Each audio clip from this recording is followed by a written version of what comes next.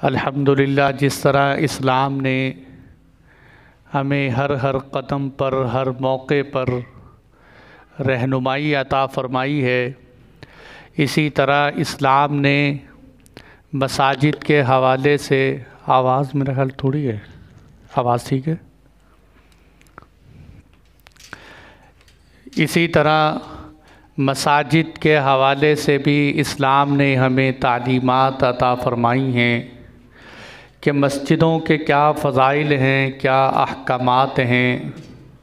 आज की इस नशिस्त में मैं आप हज़रात के सामने इस्लाम में मस्जिद का हकीकी तसव्वुर पेश करूँगा। अल्लाह जल्ल जलालहू से दुआ है कि अल्लाह ताला मुझे सही तरह बयान करने की, आप हज़रात को समझने की और हम सबको इस पर अमल की तौफ़ीक़ अता फ़रमाए। मेरे दोस्तों, सबसे पहले अगर कुरान मजीद के अंदर गौर किया जाए कि कुरान मजीद के अंदर अल्लाह ताला ने कई मकामात पर मस्जिद का तज़किरा फ़रमाया। सबसे पहले हम सूरह बक़रा में देखते हैं कि अल्लाह जल्ल जलालहू इरशाद फरमाते हैं, वमन अज़लमु मिम्मन मना मसाजिदल्लाह अन युज़्करा फ़ीहा इस्मुहु वसअ फ़ी ख़राबिहा। उससे बड़ा ज़ालिम शख्स कौन हो सकता है जो अल्लाह की मस्जिदों में अल्लाह का ज़िक्र करने से रोके, वसअ फ़ी ख़राबिहा, और मस्जिदों की बर्बादी के मंसूबे बनाए। अल्लाह फरमाते हैं उससे बड़ा ज़ालिम कौन हो सकता है। और इसके अलावा अल्लाह जल्ल जलालहू इरशाद फरमाते हैं, मा कान लिल मुशरिकीन अन यअमुरू मसाजिदल्लाह शाहिदीन अला अनफुसिहिम बिल कुफ्र।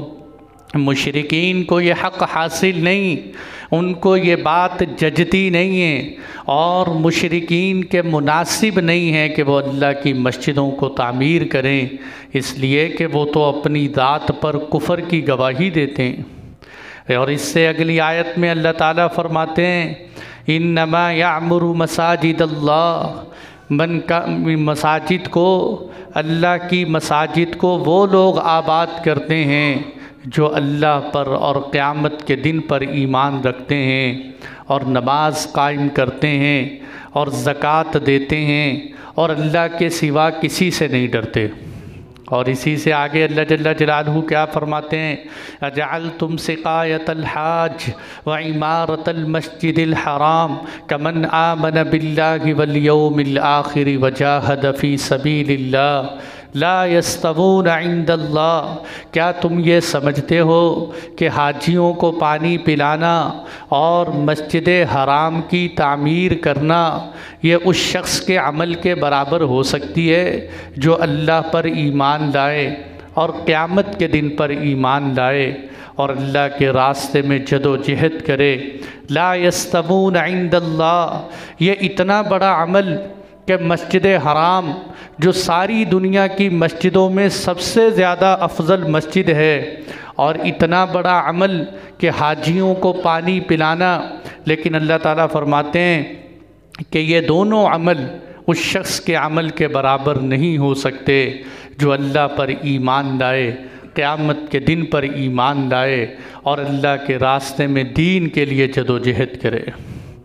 ये अल्लाह ताला कुरान मजीद की इन आयात के अंदर हमें मस्जिदों के तज़किरे बता रहे हैं। और एक और आयत में फ़रमाया, फ़ी बुयूतिन अदिनल्लाहु अन तुरफ़अ फ़ीहा व युज़करा फ़ीहा इस्मुहु, कि ए वो घर कि जिन घरों में अल्लाह ने अपना नाम बुलंद करने का हुक्म दिया है, कि जिन घरों के अंदर अल्लाह के वो बंदे सुबह शाम तस्बीह करते हैं, जिनको न तिजारत गफलत में डालती है न ख़रीदो फ़रोख्त गफलत में डालती है।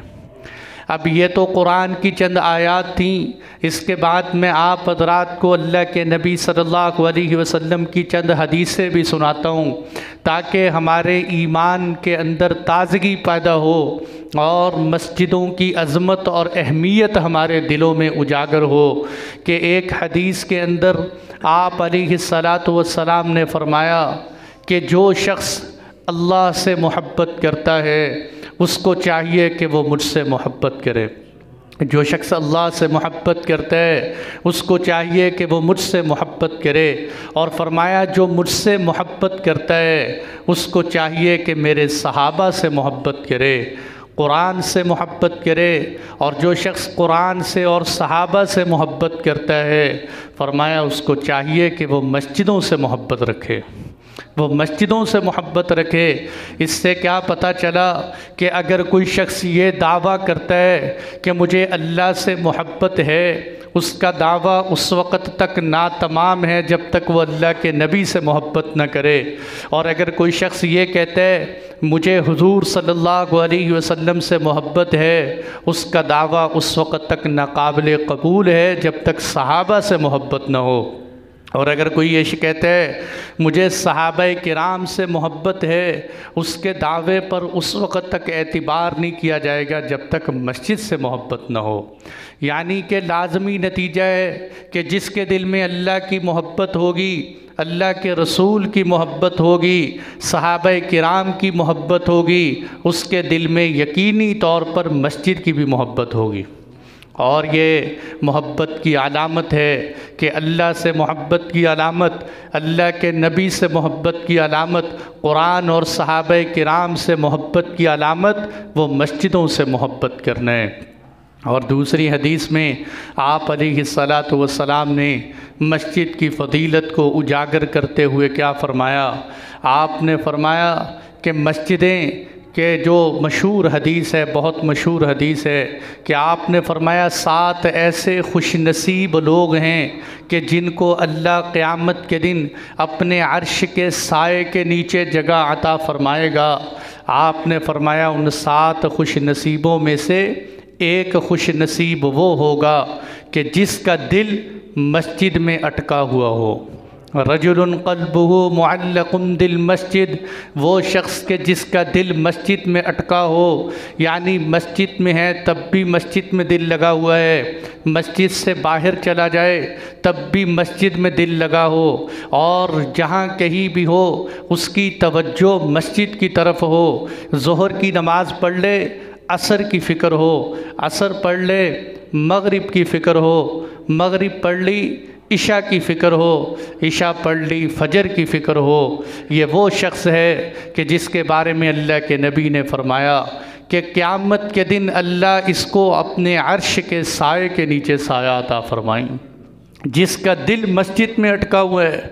और क्या फ़रमाया तीसरे नंबर पर, यह ज़बरदस्त हदीस है, तीसरे नंबर पर आप अलैहिस्सलातु वस्सलाम ने इरशाद फरमाया कि मस्जिद के करीब घर वाला, जिसका घर मस्जिद के पास हो, फरमाया उसकी फ़जीलत उन घर वालों पर कि जिनका घर मस्जिद से दूर है, ऐसे ही फ़जीलत है जैसे एक आदमी अल्लाह के रास्ते में जिहाद के लिए निकला हुआ हो और एक घर में बैठा हुआ हो।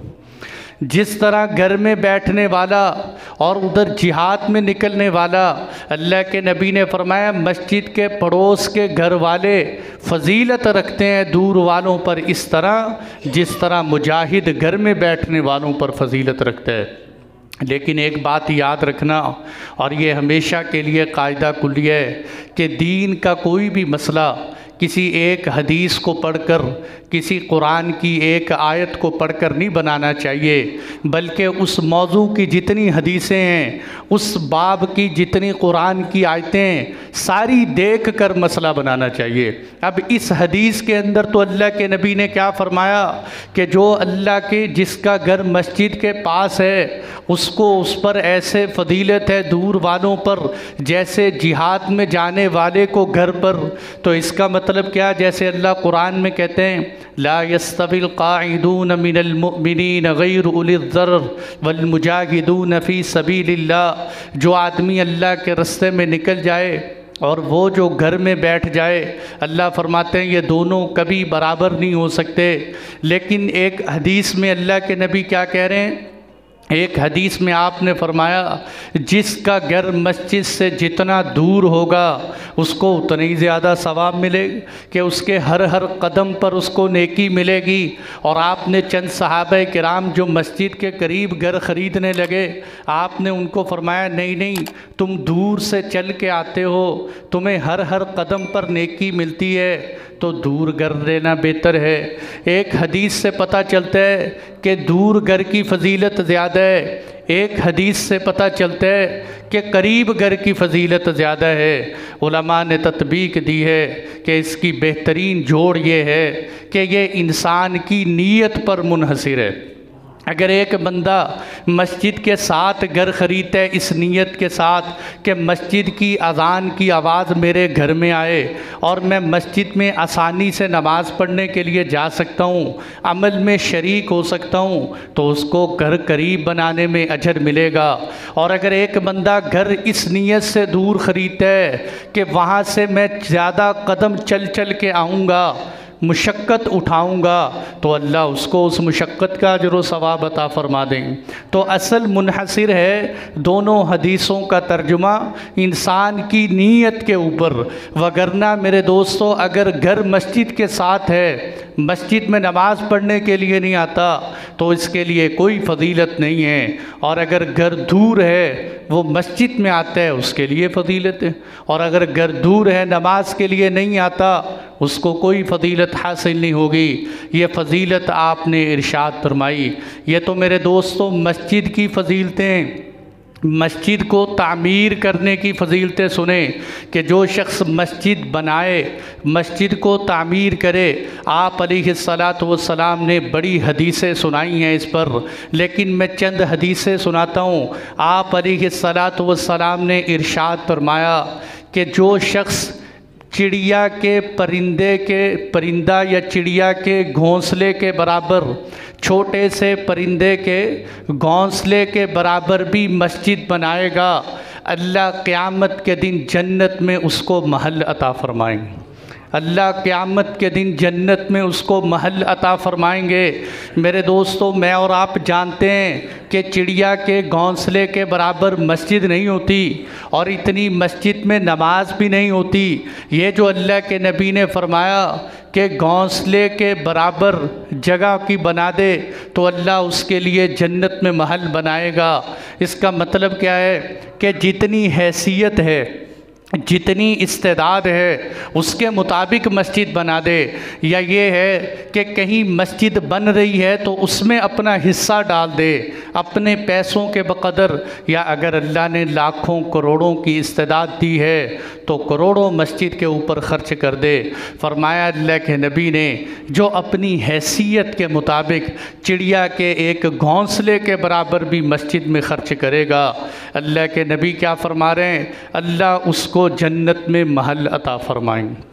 अल्लाह उसको जन्नत में महल अता फ़रमाएंगे। मेरे दोस्तों, इस हदीस की फ़जीलत की बिना पर मुसलमान मुजाहिदीन और मुसलमान ताजिर, मुसलमान मुबल्लिग जब किसी मुल्क के अंदर जाते थे तो अपना घर बाद में बनाते थे, अल्लाह का घर पहले बनाते थे। मस्जिद पहले तामीर करते थे, अपना घर बाद में बनाते थे।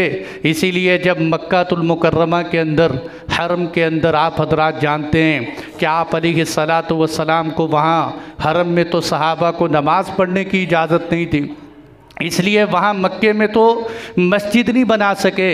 अलबत्ता बाज़ मुअर्रिख़ीन ने लिखा है कि मक्के में सबसे पहली मस्जिद हरम के अलावा जो बनाई है वो हज़रत अबू बकर सिद्दीक़ रज़ियल्लाहु अन्हु ने बनाई है। लेकिन वो मस्जिद नहीं थी, वो आपने अपने घर के एक हिस्से को मस्जिद के लिए ख़ास कर दिया था, यानी मुसल्ला बना दिया था जहाँ आप नमाज़ पढ़ते थे, इबादत करते थे। वगरना जब आप हिजरत के लिए गए, अल्लाह के नबी जब हिजरत के लिए गए तो आपने मदीना जाने से पहले आप कुबा तशरीफ़ ले गए और वहाँ आपने 14 दिन क़याम किया और 14 दिन के अंदर आपने सबसे पहले मस्जिद बनाई, जिस मस्जिद का नाम कुबा मस्जिद रखा। ये मस्जिद आज भी अल्हम्दुलिल्लाह मौजूद है। ये मस्जिद कुबा, हुज़ूर अकरम सल्लल्लाहु अलैहि वसल्लम इस मस्जिद से इतनी मोहब्बत फरमाते थे कि हफ्ते में एक दिन लाजिमन इस मस्जिद में जाया करते थे और अक्सर अल्लाह के नबी हफ्ते के दिन इस मस्जिद में जाया करते थे और वहाँ नमाज़ पढ़ते थे।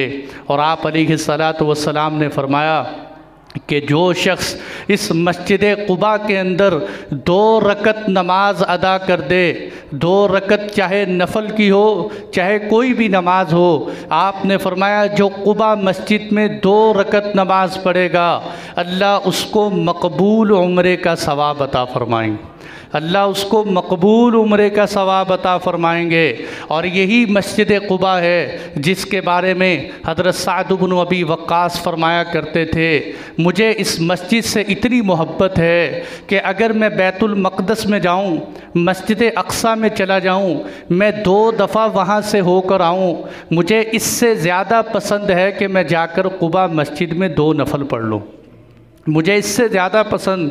तो आप अलैहिस्सलातु वस्सलाम ने सबसे पहले मस्जिद क़ुबा बनाई। और मेरे दोस्तों यही वो मस्जिद है जिसकी गवाही अल्लाह ने कुरान में दी है। फरमाया लमस्जिदुन उस्सिसा अलत तक़वा मिन अव्वली यौमिन अहक्कु अन तक़ूम फ़ी।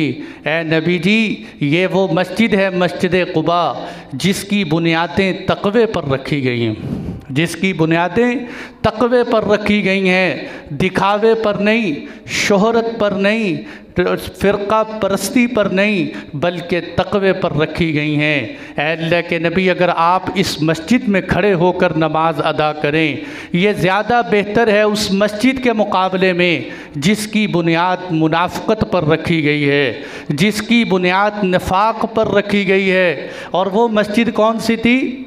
वो मस्जिद ज़िरार थी। मुनाफिकीन ने वो मस्जिद बनाई थी, उन्होंने उसका नाम ज़िरार नहीं रखा था। ज़िरार तो अल्लाह ने फरमाया, अल्लाह ताला ने फरमाया वो मस्जिद वल्लज़ीन इत्तख़ज़ू मस्जिदन ज़िरारा व कुफ़रा व तफ़रीक़न बैनल मुअमिनीन व इरसादन लिमन हारबल्लाह व रसूलहू मिन क़ब्ल। वो मस्जिद ज़िरार के जिन्होंने ज़रर देने के लिए, नुकसान पहुँचाने के लिए मस्जिद बनाई है। अल्लाह के नबी वो तो कसमें खा कर कहते हैं कि हमने सही बनाई है। मैं बताता हूँ कि इन्होंने क्यों बनाई है। तफ़रीक़न बैनल मुअमिनीन, मुसलमानों में लड़ाइयाँ पैदा करने के लिए, जो तोड़ पैदा करने के लिए, व इरसादन लिमन हारबल्लाह व रसूलहू मिन क़ब्ल, वो जो अल्लाह और अल्लाह के रसूल के दुश्मन हैं उनको पनाह देने के लिए मस्जिद बनाई है। ए नबी जी, आप उस मस्जिद में ना जाएं, आप इस मस्जिद क़ुबा में नमाज़ पढ़िए। और इससे पता चलता है कि अगर बड़े से बड़ा खैर का काम हो, चाहे वो मस्जिद ही क्यों ना हो, अगर इंसान की नीयत शरारत और फितने की हो तो अल्लाह उस पर अजर व सवाब अता नहीं फरमाते। नीयतें दुरुस्त होना ज़रूरी है। अल्लाह ने उस मस्जिद को तक़वे की बुनियाद बताया, इसको शरारत की बुनियाद बताया। और फिर आप अलैहिस्सलातु वस्सलाम जब क़ुबा से मदीना मुनव्वरा तशरीफ़ लाए, आपने मदीना मुनव्वरा पहुँचते ही सबसे पहले मस्जिद नबवी की तामीर की। मस्जिद नबवी, ये 2 यतीम बच्चे सहल और सुहेल, 2 यतीम बच्चों की जगह थी जो अल्लाह के नबी ने ख़रीदी है। क्या खुश नसीब थे वो बच्चे कि जिनकी जगह में आज मस्जिद नबवी बनी हुई है। क्या उनके नसीब थे कि जिनकी ज़मीन के ऊपर महबूब का रोज़ा बन गया, जिनकी ज़मीन के ऊपर आज नमाज़ पढ़ने से 50,000 नमाज का सवाब मिलता है। क्या खुश नसीब हैं वो बच्चे जो यतीम थे कि जिनमें अल्लाह ने जिनकी ज़मीन को रियाज़ुल जन्ना बना दिया कि ये जन्नत का टुकड़ा है, यहाँ नमाज़ पढ़ना ऐसे ही है जैसे जन्नत में खड़े हो के नमाज़ पढ़ रहे हो। वो 2 यतीम बच्चे थे, सहल और सुहेल। अल्लाह के नबी ने फरमाया इन यतीम बच्चों से मस्जिद ख़रीदो। उन यतीम बच्चों ने आगे से क्या कहा? अल्लाह के नबी, हम मुफ्त देते हैं, हम वैसे ही पेश करते हैं। आपने फरमाया हमें पेश नहीं चाहिए, हम ख़रीदेंगे, ये मान लो। और आपने मस्जिद ख़रीदी। इससे उलमा ने लिखा है कि उन लोगों को होश के नाखून लेने चाहिए जो मस्जिद के नाम पर लोगों की जायदाद पे कब्ज़ा कर लें, जो खानकाहों के नाम पर, दरबारों के नाम पर लोगों की जगहों पर कब्ज़ा कर लें। और अगर कोई उनके ख़िलाफ़ खड़ा हो जाए तो कुफर के फतवे लगाते हैं कि देखो जी मस्जिद बनने नहीं देते, मस्जिद बनाना अच्छा काम है, लेकिन मस्जिद के लिए डकैती करना ये कोई अच्छा काम नहीं है। अल्लाह के नबी ने मस्जिद नबवी की जगह पेशकश ठुकरा कर अपने पैसे देकर मस्जिद ख़रीदी है और मस्जिद नबवी तामीर करवाई है। तो मेरे दोस्तों, मैं बताना ये चाहता था कि अल्लाह के नबी जहाँ पहुँचे हैं, आपने जाते ही सबसे पहले मस्जिद बनाई है। सहाबा किराम की ज़िंदगी में इसकी बड़ी मिसालें हैं, लेकिन वक़्त कम है। मैं सहाबा की ज़िंदगी से नहीं, अपने करीब माजी के ज़माने की एक मिसाल सुनाता हूँ। हज़रत शेखुल इस्लाम मुफ्ती मोहम्मद तकी उस्मानी साहब ने अपनी ज़िंदगी के सफ़रनामे लिखे हैं। एक सफ़रनामे दुनिया मेरे आगे, उस सफ़रनामे के अंदर उन्होंने जनूबी अफ़रीका का सफ़र लिखा है। कहने लगे कि जब जनूबी अफ़रीका के अंदर इस्लाम कैसे दाखिल हुआ, मुसलमान जनूबी अफ़रीका में कैसे आए, कितनी मुशक्क़तें बर्दाश्त की, ये मैं एक वाक़या सुना रहा हूँ आपको। इससे पता चलेगा कि हमारे असलाफ़ ने दीन को दुनिया में फैलाने के लिए कितनी क़ुरबानियाँ उठाई हैं, कितनी मुशक्क़तें उठाई हैं। फरमाते हैं 17वीं सदी ईसवी के अंदर, 17वीं सदी ईसवी के अंदर हॉलैंड की एक कौम थी जिसको डच कौम कहा जाता था। इस डच कौम ने सबसे पहले जनूबी अफ़रीका पर कब्ज़ा किया और जनूबी अफ़रीका पर कब्ज़ा करने के बाद वहाँ करीब करीब के जज़ीरे जो थे जिनमें मुसलमान रहते थे, उन जज़ीरों पर कब्ज़ा किया। और चूँकि उन जज़ीरों के अंदर मुसलमान थे, इसलिए मुसलमान इनके ख़िलाफ़ जिहाद की तहरीकें उठाते, जिहाद के लिए खड़े हो जाते। उन लोगों ने सोचा कि इनको क्या करें, उन्होंने मुसलमानों को ग़ुलाम बनाना शुरू कर दिया।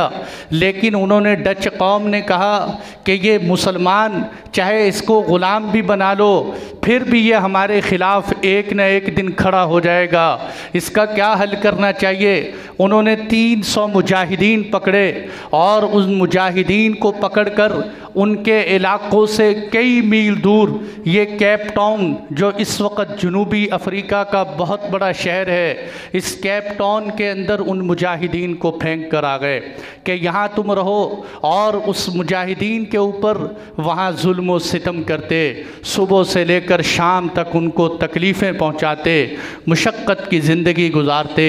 और उनको पता था कि ये मुसलमानों के अंदर ईमान की शम्अ है जो इनको हमारे ख़िलाफ़ खड़ा करती है। उन्होंने सोचा कि कोई ऐसा हल करें कि आज के बाद मुसलमान, इनके अंदर की ईमान की शम्अ बुझ जाए।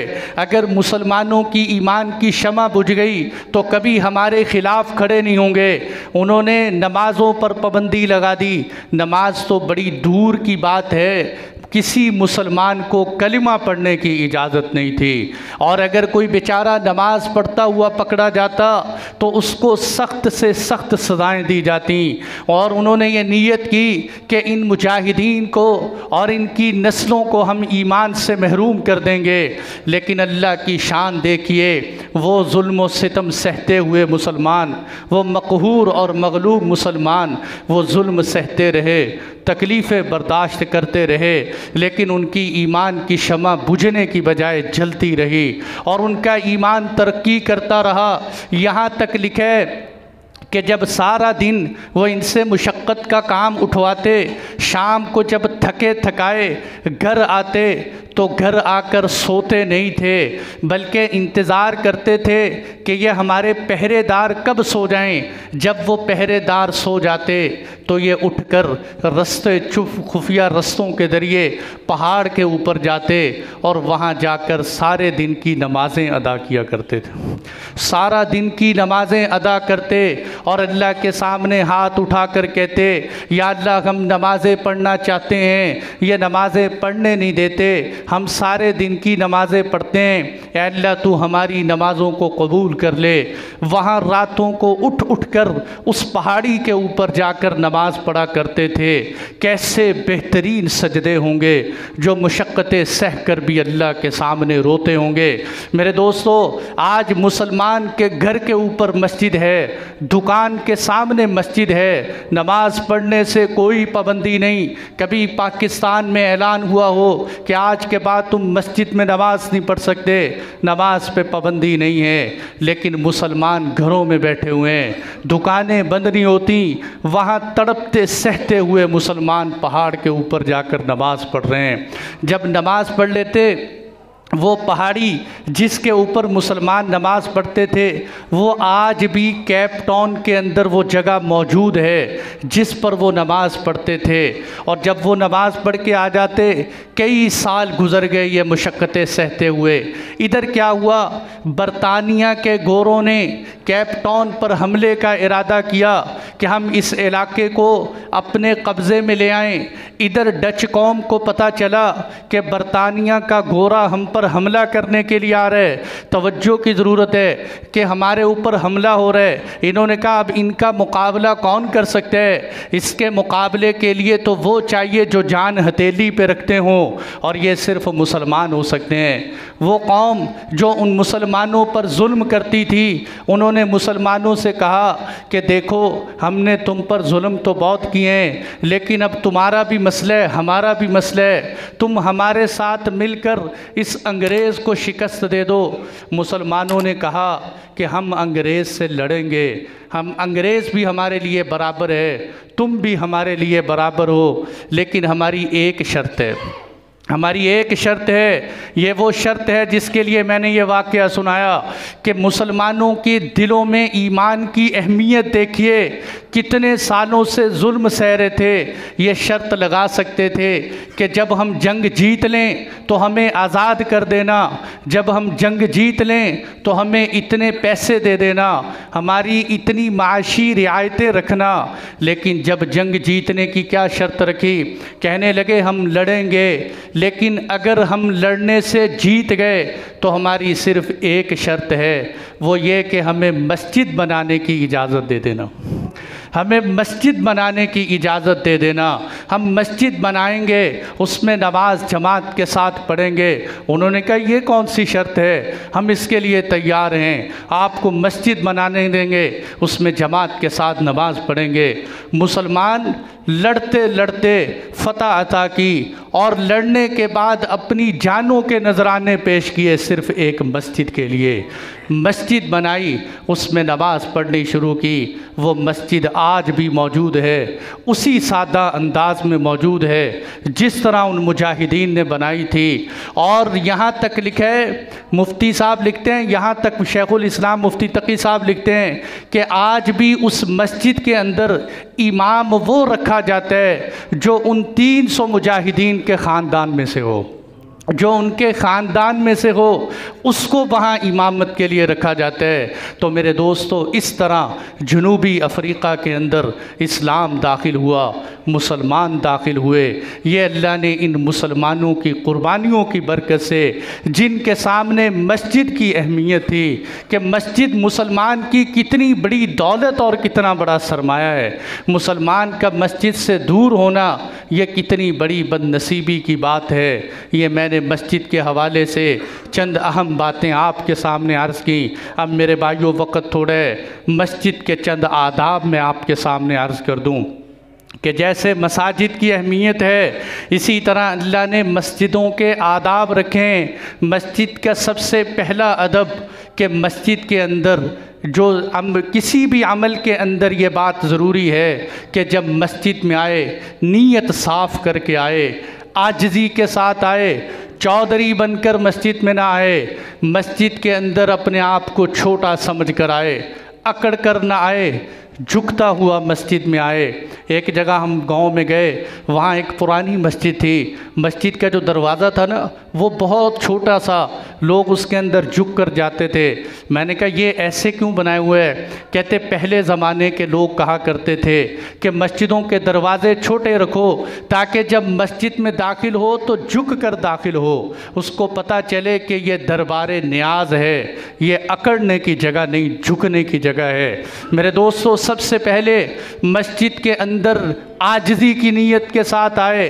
आज कितनी मसाजिद ऐसे हैं जिनमें चुदराहट के झगड़े चल रहे हैं, सियासत के झगड़े मसाजिद में चल रहे हैं। मसाजिद इसलिए नहीं है, ये अल्लाह की इबादत के लिए। तो सबसे पहली नीयत ये हो। दूसरे नंबर पर मस्जिद का अदब क्या है? हो सके तो बावुज़ू होकर मस्जिद में आए। जिस तरह बैतुल्ला के अंदर जाने से पहले एहराम बांध कर जाते हैं, ये बैतुल्ला की अज़मत का तकाज़ा है। इसी तरह मस्जिद में जाने से पहले बावुज़ू होकर जाए, ये मस्जिद का तकाज़ा है। मेरे दोस्तों, कभी मजबूरी हो अलग बात है, ये नहीं कि हर हाल में इस्तिंजा भी मस्जिद में, वुज़ू भी मस्जिद में। वो मुफ्ती रशीद अहमद साहब फरमाया करते थे, कहते अगर किसी को देखो नमाज का वक़्त ना हो और वो पूछे मस्जिद कहाँ है, तो समझो इसको बेचारे को पेशाब पखाना सता रहा है। इसलिए कि हमने मस्जिदें सिर्फ़ इन चीज़ों के लिए समझ ली हैं। मेरे दोस्तों, मस्जिदें इसलिए नहीं होती, ये तो मजबूरी के तौर पर है। अल्लाह ने आपको घर में पानी दिया है, सहूलत मौजूद है, अपने घर से वुज़ू करके आएँ, रस्ते में चलते हुए सवाब कमाते हुए मस्जिद की तरफ आएँ। तो मस्जिद का दूसरा अदब, बावुज़ू होकर मस्जिद में आए। मस्जिद का तीसरा अदब कि जब मस्जिद में दाखिल हो तो दाखिल होते हुए कैसी बेहतरीन दुआ है, अल्लाहुम्मा फ़्तह ली अबवाब रहमतिक, ऐ अल्लाह मेरे लिए अपनी रहमत के दरवाज़े खोल दे। जब मस्जिद से निकले, अल्लाहुम्मा इन्नी अस्अलुका मिन फ़ज़लिक, ऐ अल्लाह तुझसे तेरे फ़ज़ल का सवाल करता हूँ, तेरी रहमत का सवाल करता हूँ। ये मस्जिद में आते हुए जाते हुए दुआओं का एहतिमाम हो। और मेरे दोस्तों, मस्जिद का चौथा अदब क्या है, जब मस्जिद में आए तो आते हुए मस्जिद में सलाम करे, अस्सलामु अलैकुम व रहमतुल्लाह। लेकिन एक बात याद रखना, सलाम का बेहतर तरीक़ा वो है जो अल्लाह के नबी ने अपनाया।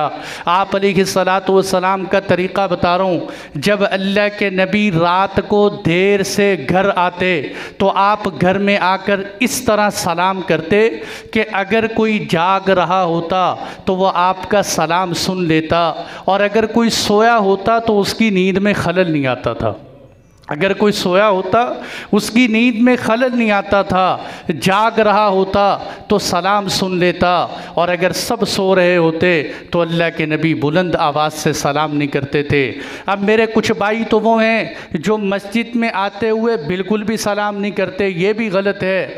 कुछ वो हैं जो सलाम करते हैं, इतनी बुलंद आवाज़ से सलाम करते हैं कि पूरी मस्जिद के नमाजियों को अपनी तरफ मुतवज्जे कर देते हैं।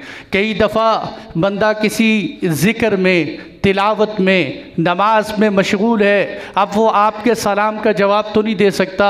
इसका बेहतरीन तरीका क्या है कि आप मस्जिद में आएँ, जिस नमाजी के पास जाकर बैठें, देखो अगर वो ज़िक्र में मसरूफ़ नहीं है, किसी इबादत में मसरूफ़ नहीं है, आप उसको हल्के से अंदाज में कहें अस्सलामु अलैकुम। आप बुलंद आवाज़ से पूरी मस्जिद को अपनी तरफ मुतवज्जे न करें, यह भी मस्जिद के अदब का तकाज़ा है। और इसी तरह मेरे दोस्तों, मस्जिद के अदब का तकाज़ा क्या है कि कोई बदबूदार चीज़ खाकर मस्जिद में ना आए। अल्लाह के नबी सल्लल्लाहु अलैहि वसल्लम ने फरमाया, जो बदबूदार चीज़ खाए वो हमारी मस्जिद के करीब ना आए, इसलिए कि फ़रिश्तों को इससे तकलीफ़ होती है, फ़रिश्तों को इससे नफ़रत होती है। अब क्या जिस्म में बदबू, कपड़ों से बदबू, गंदगी के साथ बंदा अल्लाह के दरबार में, अल्लाह के सामने खड़ा हो जाए। इंसान सोचे तो सही। इसीलिए ये जो हमारे यहाँ टोपियाँ हैं मस्जिद की, बाज़ लोग कहते हैं पता नहीं आप टोपियों के क्यों ख़िलाफ़ हैं। देखो मेरे दोस्तों, टोपी के ख़िलाफ़ नहीं है। बात यह है कि टोपी इंसान की ज़िंदगी का एक लिबास है, जिस तरह कमीज़ इंसान के लिबास का हिस्सा है। कभी आपने देखा हो किसी मस्जिद के अंदर कमीज़ लटके हुए हों कि जो बाहर से आएगा कमीज़ पहनेगा फिर नमाज़ पढ़ेगा। टोपी इंसान के बदन का एक हिस्सा है। जब बंदा घर से आए तो अपनी टोपी अपने पास रखे, हो सके तो 24 घंटे अपने सर पे रखे, अगर नहीं कर सकता तो जेब में ले आए। यहाँ आके मस्जिद में, अब देखो मुझे ये समझ में नहीं आती हमारी नफासत यहाँ कहाँ चली जाती है।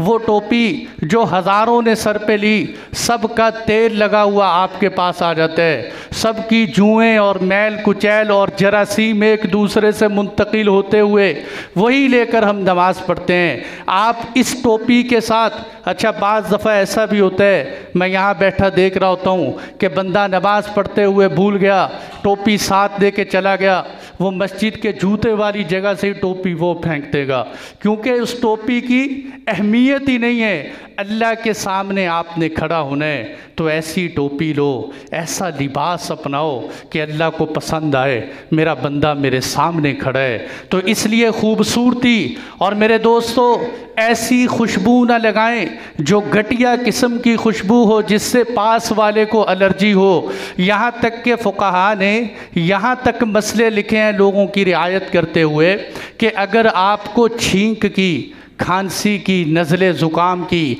या ऐसी बीमारी है कि जिससे दूसरों को घिन आती है, आप उतने दिनों तक घर में नमाज़ पढ़ लें, आपको इसका सवाब मिल जाएगा।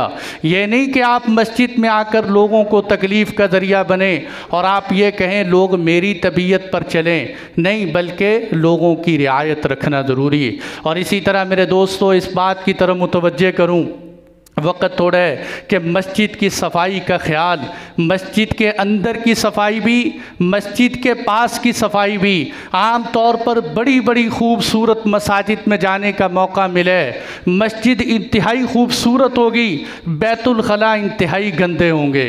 वहाँ नफीस तबीयत का इंसान जब जाए उसका जाने को दिल ही नहीं करता, कपड़ा लपेट कर, रुमाल लपेट कर बैतुल खलाओं में जाते हैं। अब एक बंदा मस्जिद का वाशरूम इस्तेमाल कर रहा है, वहाँ करने के बाद अगर उसको साफ़ कर दे, सुथरा कर दे, ताकि उसके बाद जाने वाले किसी मुसलमान को तकलीफ़ ना हो। मेरे दोस्तों इस्लाम ये सारी खूबियाँ हमें सिखाता है। इस्लाम ये नहीं सिखाता कि आपका वो गंदा हो और आप यहाँ साफ़ सुथरे हों, बल्कि इस्लाम हमें हर तरफ सफाई का दर्स देता है। बाज़ दफ़ा तो बैतुल खला इतने गंदे होते हैं कि उनकी बदबू मस्जिद के अंदर आ रही होती है। तो मेरे दोस्तों इसकी भी सफाई का हमने एहतिमाम करना है। ये भी मस्जिद के आदाब का, ये छोटी छोटी बातें आप कह रहे होंगे मौलवी साहब ये तो हमें भी पता है, लेकिन मैं मुआशरती छोटी छोटी गलतियों की तरफ मुतवज्जे कर रहा हूँ कि ये भी मस्जिद के आदाब में दाखिल है। मेरे दोस्तों इसी तरह मस्जिद के आदाब के अंदर मस्जिद के अंदर की सफाई, अब ये ज़रूरी नहीं कि कोई बाहर से खादिम आए वो आकर मस्जिद की सफाई करे, बल्कि